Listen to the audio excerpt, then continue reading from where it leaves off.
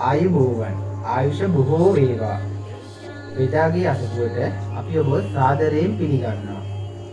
මේ අසපුව තුළින් ඔබට එදිනෙදා ජීවිතයේදී ඇතිවන්නා වූ සියලුම රෝගාබාධ පිළිබඳව අපි ඔබ දැනුවත් කරන අතර ඒ සඳහා ඔබට නිවසේදී ලබාගත හැකි අත්දැකීම් ප්‍රතිකාර හා කෙන්ක්‍රම මොනවාද යන්න පිළිබඳව අපි මෙහිදී දැනුවත් කරනු ලබනවා.